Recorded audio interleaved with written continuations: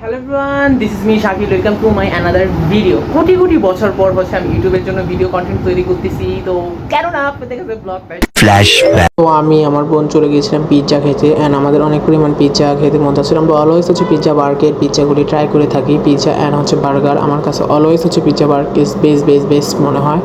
তো আমি আমার বোন হচ্ছে ওই দিন ফ্ল্যাটেতে চলে গিয়েছিলাম। রেডি হয়ে চলে আসছি আমি আমার গাড়িতে। এখন যাতে শঙ্কর উদ্দেশ্যে, শঙ্করের রাস্তা অলওয়েজ ভালো লাগে।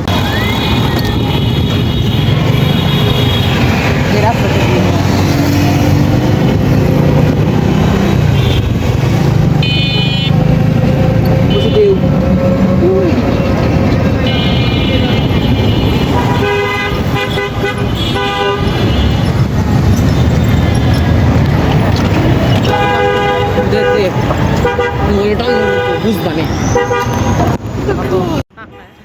আছে বললে সম্পদ। আমরা চলে গিয়েছিলাম রুইসাইড কিচেনে, বাট তাদের সিট ছিল না দেখে চলে আসছি। তারপর হচ্ছে পিৎজা বার্গে আসছি। আমার বোন হচ্ছে অলওয়েজ ক্যামেরার সামনে বাইরে ঢং ঢং, তো কয়েকটা ভিডিও ক্যাপচার নিতেছে, আবার উল্টাপাল্টা ভিডিও করতেছে। তো ভিডিওটা ইগনোর করেন, জানি ব্লগের আগাপাতা খুঁজে পাবেন না, তারপরে ব্লগ আপলোড করব দেখি।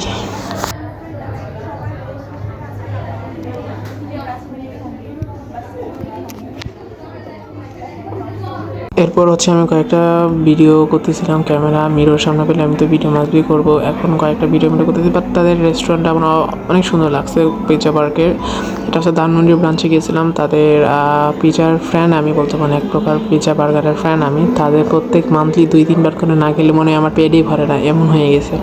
বাট ওদের পিৎজারটা খুবই মজা। ওনাদের কার্টুন সিস্টেম ছিল, ডেকোর খুবই সুন্দর ছিল, যাটা বক্সে তাদের পিৎজা বক্সে থাকে।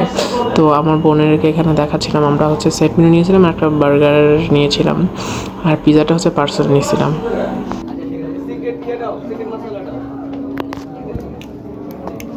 সেট মেনু অর্ডার করছি, বার্গারটা ওপেন করো। হলো এটা এখানে রাখো, পরেরটা পরে দুই হাতে পরে না তো, এক হাতেই পরে।